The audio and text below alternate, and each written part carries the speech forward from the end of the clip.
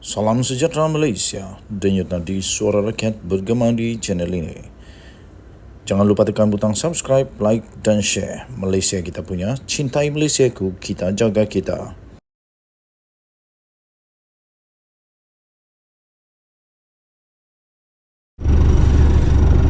Salam sejahtera Malaysia, denyut nadi suara rakyat bergema di channel ini. Berikut ialah 7 kegagalan PAS. Dan ini masa untuk rakyat di 3 buah negeri untuk membuat perubahan.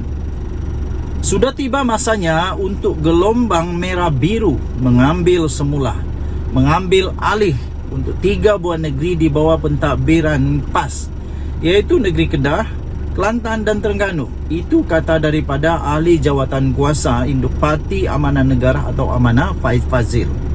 Beliau yang juga adalah bekas ahli Dewan Undangan Negeri Adun Permatang Pasir menegaskan, selama ini kegagalan PAS mentadbir 3 negeri itu telah menyebabkan anak muda terpaksa merantau keluar daripada negeri-negeri tersebut untuk mencari rezeki.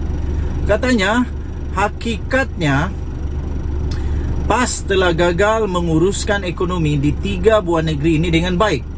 Hidup rakyat yang sejahtera bergantung kepada pertumbuhan ekonomi sesebuah negara, katanya dalam satu kenyataan media pada hari ini. Sehubungan daripada itu, PAS dan Perikatan Nasional PN wajib dijatuhkan untuk memastikan masa depan lebih baik untuk anak muda di 3 negeri berkenaan, katanya. Beliau kemudiannya telah memperincikan 7 kegagalan PAS dalam menguruskan ekonomi di 3 buah negeri berkenaan, iaitu yang pertama, sumbangan ekonomi terlalu kecil walaupun saiz negeri yang amat besar. Katanya Kelantan, Terengganu dan Kedah hanya menyumbang sebanyak 1,8%, 2,5% dan 3,4% keluaran dalam negara kasar KDNK pada tahun 2022, iaitu jauh berbeza daripada sumbangan 7,4% Pulau Pinang dan 25,5% Selangor. Katanya data ini jelas menunjukkan PAS telah gagal mengembangkan ekonomi negeri, apatah lagi untuk menggalakkan ekonomi bernilai tinggi. Kedua, ujar Faiz lagi, PAS juga telah gagal menjaga siswaza, yang mana Kedah dan Terengganu mempunyai gaji pendengah golongan itu terendah di seluruh Malaysia. Misalnya pada tahun 2021, sebanyak 50% siswaza di Kedah hanya berpendapatan di bawah RM3,138 Malaysia. Katanya tidak hairanlah ramai anak kelahiran negeri ini yang berkelulusan tinggi terpaksa merantau ke Pulau Pinang, ke Selangor atau ke Kuala Lumpur untuk bekerja. Tambahnya lagi, gaji pendengah siswaza di Selangor ialah RM4,130. Bukanlah sebab Kuala Lumpur itu tidak berada di Kedah, tetapi pentadbiran PAS di negeri itu sendiri yang gagal, katanya. Jelasnya ketiga pula adalah PAS telah gagal mewujudkan peluang pekerjaan bernilai tinggi, iaitu setinggi manapun kelulusan akademik. Kedah, Terengganu dan Kelantan tidak mampu untuk menyediakan peluang kerja berkemahiran tinggi yang bersesuaian dengan kelayakan akademik mereka. Ini terbukti apabila peratusan pekerja mahir di Kelantan, di Kedah dan Terengganu hanya 23,2%, 26,7% dan 22,4% pada tahun 2021, iaitu sangat jauh berbeza dengan 36,2% di Pulau Pinang dan 35,4% di Selangor. Keempat, kata beliau, PAS telah gagal menyediakan kemudahan paling asas, iaitu data rasmi menunjukkan hampir 1 daripada 3 rumah di Kelantan tidak ada bekalan air pipe. Lebih teruk lagi, katanya hanya 15,4% isi rumah di Kelantan menikmati perkhidmatan kutipan sampah di rumah, dengan peratusan di Terengganu dan Kedah juga amat menyedihkan, yaitu masing-masing 24% dan 52,7%, berbeza dengan hampir 80% di Pulau Pinang. Kata beliau, politik Islam dimainkan oleh PAS, tetapi kebersihan diutamakan Kerajaan Pulau Pinang bagi memenuhi tuntutan Islam, katanya. Kelima, katanya, PAS telah gagal membasmi kemiskinan, iaitu Exco Kelantan menikmati kemudahan kereta Mercedes. Negeri itu merekodkan kadar kemiskinan mutlak paling buruk di semenanjung Malaysia, iaitu 12,4%. Manakala Kedah pula merekodkan kadar kedua terburuk dengan 8,8%. Tetapi negeri di bawah Pakatan Harapan PH mempunyai kadar kemiskinan mutlak terendah, iaitu di Selangor mencatat 1,2% dan Pulau Pinang pula sebanyak 1,9%. Membasmi kemiskinan sangat dituntut Islam, tetapi ia bukanlah agenda pentadbiran PAS, katanya. Kegagalan ke-6 PAS pula ialah PAS tidak dapat menarik masuk pelabur-pelabur asing ataupun tempatan yang tinggi. Dengan sekian lamanya parti itu mempunyai rekod buruk dalam aspek berkenaan, termasuklah di Kedah, kata beliau. Pada tahun 2021, menurut Faiz lagi, sebanyak 99,7% pelaburan asing diluluskan dalam sektor pembuatan Kedah tertumpu hanya satu lokasi, yaitu di Kulim High Tech City. Namun secara khusus ini adalah hasil usaha agensi kerajaan persekutuan dan mana pelaburan dibawa masuk oleh Menteri Besar Kedah Datuk Seri Muhammad Sanusi Manor. Di mana? Mana pelaburan yang dibawa masuk? Tak ada kot, atau ada, kita pun tak pasti. Katanya sibuk nak berpolitik setiap hari sehingga lupa untuk tanggungjawab hakiki untuk memajukan ekonomi negeri. Malah banyak projek yang diumumkannya masih tidak nampak hasilnya lagi, kata beliau. Beliau berkata kegagalan ke-7 PAS pula ialah ketidakmampuannya untuk menjaga sosioekonomi rakyat dengan isi rumah Kelantan misalnya, merekodkan pendapatan penengah bulanan terburuk di Malaysia iaitu RM3,563 Malaysia pada tahun 2019. Pendapatan penengah di Pulau Pinang pula adalah RM6,169. Di Selangor pula adalah RM8,210. Manakala Kelantan juga sebanyak 66,4% populasi tergolong dalam lingkungan gaji B40, iaitu rekod paling tinggi di Malaysia. Sebab itulah ramai anak muda di negeri ini berhijrah ke Selangor dan ke Pulau Pinang. Kerana kemakmuran di Pulau Pinang yang membuatkan Sanusi berusaha siang malam untuk merampas negeri ini, katanya. Tambahnya lagi kepada Sanusi, angan-angan Mak Jenin memang percuma, katanya. Beliau turut menegaskan Kedah, Kelantan dan Terengganu tidak boleh terus dibiarkan begini. Malah wajib untuk dikalih supaya pembangunan sosioekonomi rakyat dapat dipertingkatkan untuk masa depan rakyatnya. Katanya ini masa untuk gelombang merah biru. Bersama kita bangkit menumpaskan gelombang hijau yang ternyata gagal. Undi PH, tolak PN. Tolak Perikatan Nasional, undi Pakatan Harapan, katanya. Diterbitkan di Malaysia Gazette, malaysiagazette.com, diterbitkan pada 27 Julai yang lalu dengan tajuk 7 kegagalan PAS. Ini masa rakyat di negeri, di 3 negeri buat perubahan. Kita jumpa lagi, bye-bye.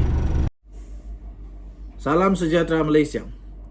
Selepas ada orang PAS menyamakan Pahang dengan Kelantan sebagai dalam satu liga, akhirnya seorang exco daripada Pahang tak puas hati. Memang PAS ini seolah-olah nak cari pasal saja. Tak payahlah nak samakan dengan negeri orang pulau nak berkempen. Tak payahlah nak samakan dengan negeri orang. Kali ini negeri yang disamakan negeri agung pula. Kerajaan Pahang, jajahan dulu yang Maha Mulia Seri Paduka Baginda yang di-Pertuan Agong pula. Secara kebetulan Sanusi pun kena dakwa. Salah satu pendakwaan itu kerana telah mempersoalkan tentang penubuhan kerajaan perpaduan dititahkan oleh Agung. Exco Pahang membalas Muhammad Amar, kau punya. Ini baru best. Exco Pahang itu berkata liga kita tak sama. Siapa kata sama? Aduh, come on lah Muhammad Amar. Sama kah? Mana yang sama? Tang mana yang sama? Dengar dengan teliti. Exco Negeri Pahang Fazli Muhammad Kamal menafikan kenyataan timbalan Menteri Besar sementara Kelantan Muhammad Amar Abdullah yang menyifatkan Kelantan dan Pahang berada di liga yang sama. Kata Adun Dong itu, tiada keperluan untuk membandingkan Kelantan dengan Pahang kerana setiap negeri mempunyai keunikan masing-masing. Saya setuju. Apa hal lah buat perbandingan begini? Nanti Agung tiba-tiba terasa, baru kau padan muka. Namun Fazli yang juga Ketua Penerangan UMNO Pahang itu menambah 5 pencapaian Pahang dalam masa terdekat ini menceritakan segala-galanya. 5 pencapaian Pahang yang dipetik Fazli ialah peningkatan pendapatan negeri setiap tahun, pelaburan bernilai melebihi 20 bilion ringgit Malaysia pada tahun lalu, pengurangan hutang, penyaluran bantuan dan program kebajikan. Selain kejayaan Pahang disenaraikan oleh Jabatan Perangkaan Malaysia, DOSM di kedudukan ketiga terbaik di Malaysia dalam merekodkan pertumbuhan ekonomi. Muhammad Amar, selepas dengar apa yang saya baca tadi itu, yang dikeluarkan oleh Exco Pahang sendiri, samakah? Samakah? Aduh, tapi apapun, saya suka dengan kawan-kawan. Sebenarnya saya ramai kawan-kawan di Kelantan. Ramai kawan-kawan Kelantan, mereka baik-baik. Orang Kelantan semua baik-baik. Dan saya suka dengan keadaan negeri Kelantan. Sebab negeri Kelantan aman, betul, bagus. Saya ada beberapa kali ke Kelantan, durian musangkingnya hebat. Dan saya rasa di sana tenanglah. Rasa sungguh tenang. Maksud saya ialah tak payahlah nak samakan negeri lain dengan negeri yang lain. Tak baik. Kata Exco Pahang itu lagi, statistik pencapaian ini menceritakan segala-galanya. Saya berharap agar permainan politik persepsi seperti ini dihentikan. Jika tak tahu menari, janganlah dikatakan lantai jongkang-jongket, katanya. Setiap negeri ada keunikan masing-masing. Demografi berbeza, geografi juga berbeza. Menarilah mengikut rentak masing-masing, katanya. Tambahnya di Pahang kami menari ikut rentak joget Pahang. Dan paling utama kedudukan liga kita tak sama. Katanya pada kenyataan pada hari ini. Muhammad Amar sebelum ini berkata adalah tidak adil untuk membandingkan Kelantan dengan negeri maju seperti Selangor dan Kuala Lumpur yang menurutnya berada di liga yang berbeza.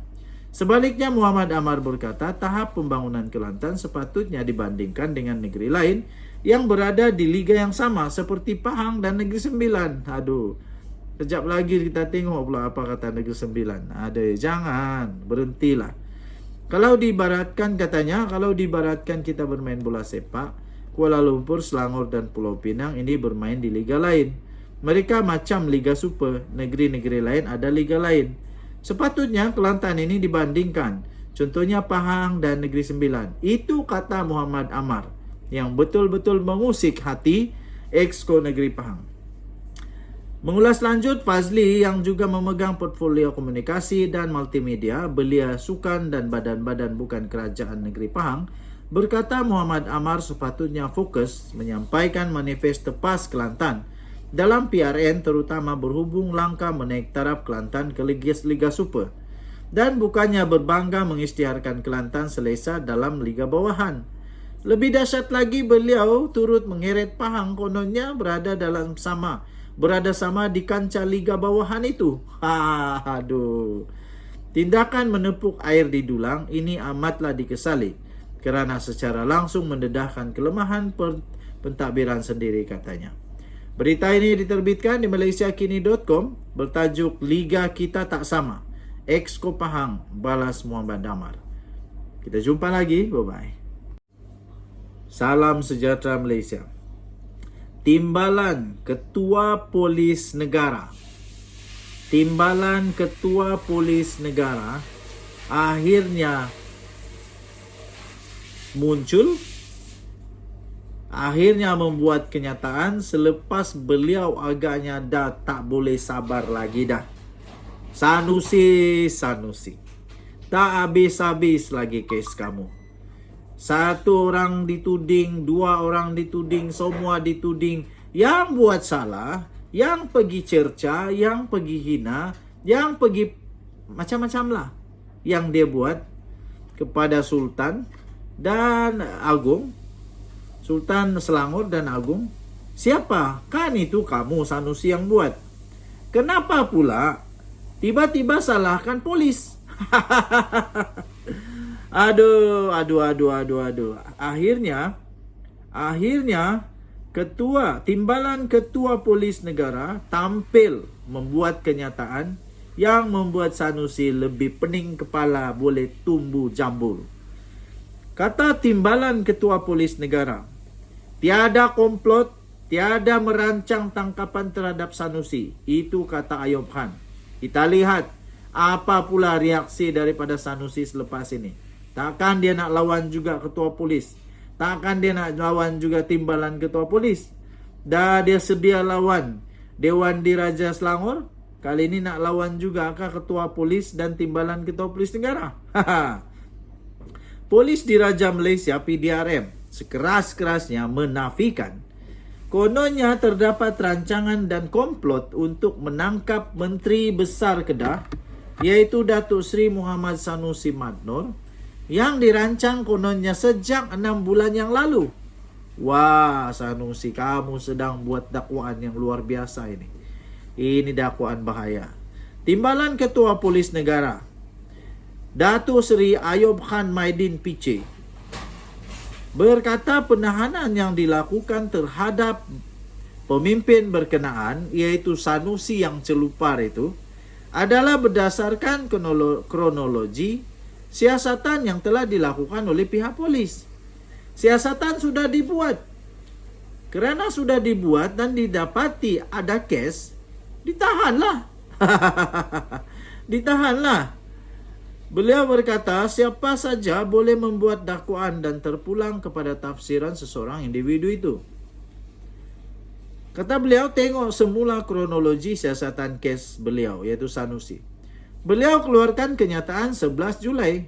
Kemudian laporan polis diterima 12 Julai. Susulan daripada itu ada lagi laporan daripada yang telah dibuat 14 Julai. Dan laporan yang dibuat pada 14 Julai itu bukan calang-calang yang buat tau, tapi itu dibuat oleh Majlis Diraja Selangor. Dan disebabkan itu, kita buat tangkapan pada 18 Julai untuk pertuduhan di mahkamah, kata Timbalan Ketua Polis Negara. Maknanya, PDRM membuat siasatan lebih daripada cukup. 7 hari siasatan dibuat. Dan lepas itu laporan polis dibuat lebih daripada 50 laporan polis. Saya rasa Sanusi juara sekarang kalau laporan polis. Paling banyak. Hebatlah. Jadi kata Timbalan Ketua Polis Negara itu, jadi tidak timbul isu pihak polis jalankan siasatan 6 bulan sebelum itu dan ada konspirasi, katanya pada satu sidang media. Terdahulu Ayub Khan merasmikan Majlis Penyerahan Bendera Sempena Kejohanan World Police and Fire Games Winnipeg 2023 di Bukit Aman. Hadir sama adalah Pengarah Pengurusan Datuk Seri Azmi Abu Kasim dan Pesuruhjaya Polis Sarawak Datuk Muhammad Azman Ahmad Sapri. Mengulas lanjut, Ayub Khan menegaskan amaran sudah berulang kali diberikan oleh pihak polis supaya tidak mengeluarkan sebarang kenyataan yang menyentuh agama, raja dan kaum. Katanya, penahanan yang dilakukan terhadap Sanusi itu adalah susulan daripada kenyataan yang menghina institusi diraja yang telah dibuatnya. Katanya, sempena bulan kemerdekaan tidak lama lagi, saya menyeru rakyat, khususnya orang politik, supaya melihat semula rukun negara. Padan muka. Kamu baca balik rukun negara. Okey, jadi katanya hati-hati, kita akan ambil tindakan tanpa mengira latar belakang. Saya setuju. Ketua Pengarah Pilihan Raya PN itu dilapor berkata, ini berdasarkan maklumat yang diterimanya daripada rakan yang memberi amaran bahawa tindakan akan diambil susulan kritikan terbuka kepada pihak tertentu.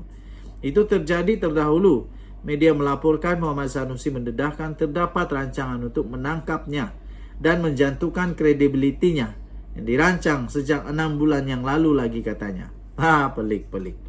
Denyut nadi suara rakyat bergema di channel ini. Berita ini dipetik dari hmetro.com.my bertajuk Tiada Komplot Rancang Tangkapan Terhadap Sanusi, kata Ayub Khan. Bye-bye.